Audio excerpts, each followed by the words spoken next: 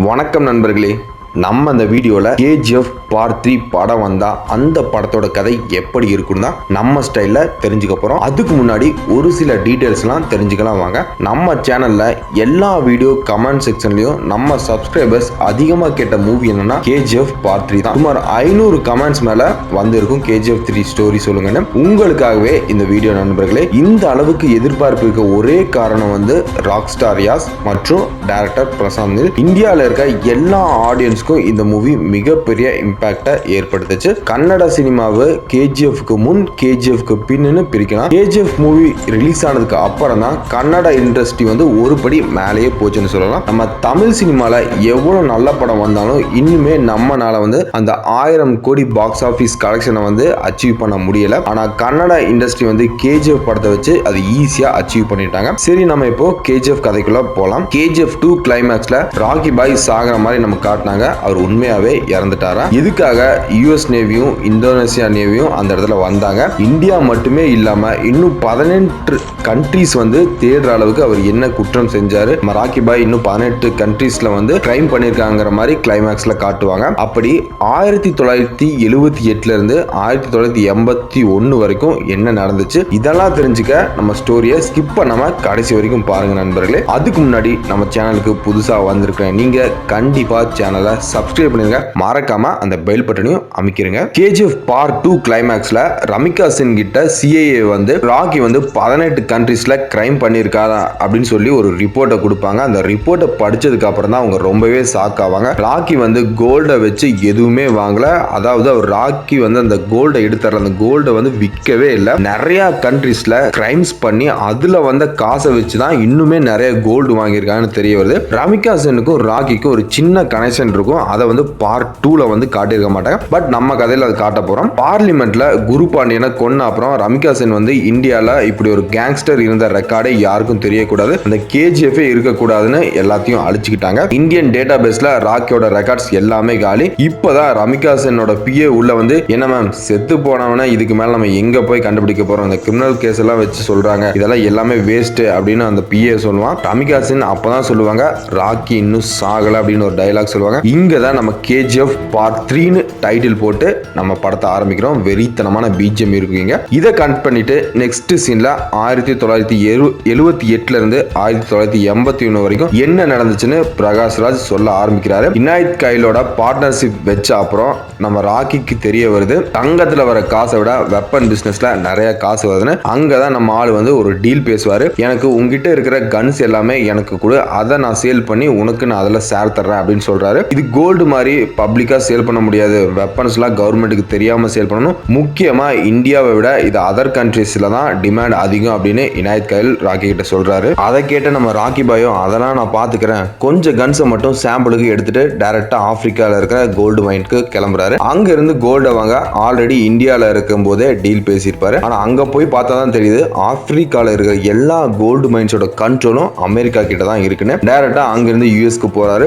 இங்க தான் நம்ம கதையில ஃபர்ஸ்ட் ஃபைட் சீன் வருதுங்க. மாசான ஃபைட். இந்தியாக்கெல்லாம் டீல் பேச முடியாது அப்படின்னு கேவலமா நம்ம ராக்கி பாயை அசிங்கமா பேசிட்டு இருக்காங்க. அந்த கேங்ல இருக்கிற ஒருத்தன் வந்து ராக்கி பாயோட தலையில கன்னை வச்சு பேசிட்டு இருப்பான். நெக்ஸ்ட் செகண்டே அந்த கன்னை வாங்கி அந்த கேங் லீடர் தவிர அந்த கேங்ல இருக்கிற எல்லாத்தையும் சுட்டு கொன்றுவாரு. அப்புறம் தான் கேங் லீடர் பேசுவாரு, உனக்கு தேவை காசு, எனக்கு தேவை கோல்டு, காசு அதிகமா வேணா வாங்கிக்கோ அப்படின்னு கேட்டு அவங்க கிட்ட பேசுறாரு. அப்பதான் கேங்ஸ்டர் சொல்லுவான், நீ கேட்கிற அளவுக்கு ஆன கோல்டு எல்லாம் இங்க வாங்க முடியாது, இதுல பாதி கோல்டு மைன்ஸ் டைரக்டாவே கவர்மெண்டோட கான்ட்ராக்ட்ல தான் இருக்கு, பாதி தான் பிரைவேட்ல இருக்கு, அதுல மட்டும் இருந்தா நீ கோல்ட வாங்க முடியும் அப்படின்னு சொல்றாரு. எனக்கு எல்லா கோல்டு வேணும், அதுக்கு நான் என்ன பண்ணணும் அப்படின்னு கேட்பாரு. இதுக்கப்புறம் தான் ராக்கி பாய் அவனோட ஹெல்ப் மூலியமா அவரோட கன் பிசினஸ் அமெரிக்கால ஸ்டார்ட் பண்ணுவாரு. இனாயத் கைலுக்கு ஒரே சாக்கா இருக்கும், என்னடா இவன் ஜஸ்ட் 1 மந்த்லயே இவ்வளவு வெப்பன்ஸை சேல் பண்ணிட்டானு. அதுல வர காசை வச்சு ராக்கி பாய் வந்து அமெரிக்கால ஒரு பிசினஸ் ஸ்டார்ட் பண்றாரு. இல்லீகலா மல்டிபிள் பிசினஸ் ஸ்டார்ட் பண்ணிட்டு இருக்காரு. அந்த அமெரிக்கா கேங்ஸ்டர்ஸ்க்கும் ஒண்ணுமே புரியல, என்னடா இவன் கோல்டு வாங்க சும்மா இந்த பிசினஸ் பண்ணிட்டு இருக்கான்னு. நம்ம ராக்கி பாயும் அடுத்த நாளே கிளம்பி இந்தியாவுக்கு போறாரு.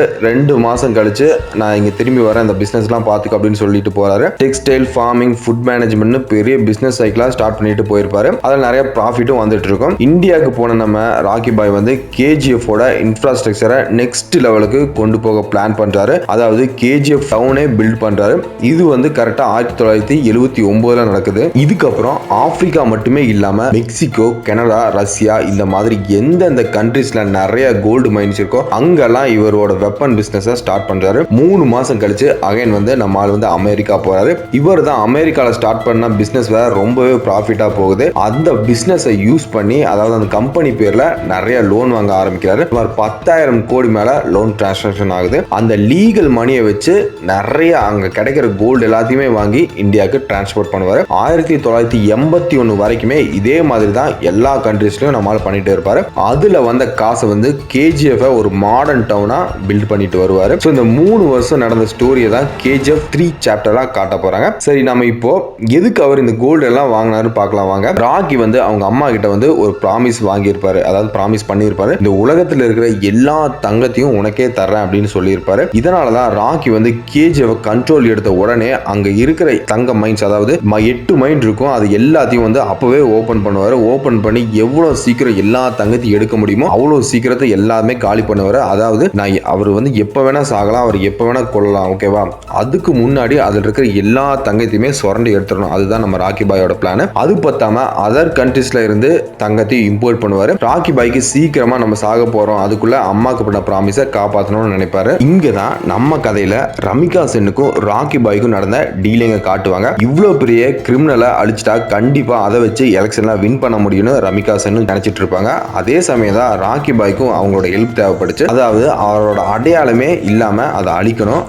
அதுக்கான டைம் வேற வந்துருச்சு. ராக்கி பாயோட ஒய்ஃப் வேற ரீனா பிரெக்னண்டா இறந்து போயிருவாங்க. அதுக்கு காரணமான குரு பாண்டியனும் பார்லிமெண்ட்லயே வச்சு நம்ம ஆளு கொன்றுவாரு. ஸோ இவ்வளவு பெரிய ஆளை வந்து கொன்னா யாருமே சும்மாவே விட மாட்டாங்க. அது கவர்மெண்ட் பாலிடிக்ஸ்ல இருக்கிற ஒரு பெரிய ஆளை. ஸோ பிளான் பண்ண மாதிரியே எல்லா கோல்டையும் அவர் ஷிப்ல எடுத்துட்டு போறாரு. இந்தியன் நேவி, யூஎஸ், இந்தோனேசியான்னு எல்லா நேவிக்கும் ஃபேக்ஸ் அனுப்புறாரு. ராக்கியோட கப்பலை நோக்கி ராக்கெட் லான்ச்சர்ஸை இந்தியன் நேவி அனுப்புறாங்க. எல்லா கோல்டுமே யாருமே எடுக்க முடியாத ஆழத்துக்குள்ள போகுது. ராக்கி அவங்க அம்மாவுக்கு 2 ப்ராமிஸ் பண்ணியிருப்பாரு. ஒன்னு, இந்த உலகத்திலேயே இருக்கிற எல்லா தங்கத்தையும் அவங்க அம்மாக்கு கொடுக்குறேன்னு. இன்னொன்னு, சாகும்போது பெரிய பணக்காரனா சாகுறேன்னு. இங்க தான் நம்ம கதையில ட்விஸ்ட். ராக்கிக்கு வெப்பன் பிசினஸ் பண்ண அப்புறம் தான் தெரிஞ்சது கோல்டுல வர்ற காசை விட வெப்பன்ல, அதுவும் இல்லாம இன்னும் நிறைய கிரிமினல் பிசினஸ்ல அதிகமா காசு இருக்கு. அதுல தான் நிறைய பணக்காரங்க இருக்காங்கன்னு தெரிய வருது. இந்த உலகத்திலேயே பெரிய பணக்காரனா வாழ்ந்து சாகணும்னு நினைக்கிறாரு. அங்க யூஎஸ், இந்தோனேசியா நேவி வந்ததுக்கு காரணமே ராக்கி வந்து செத்துட்டான்னு ஒரு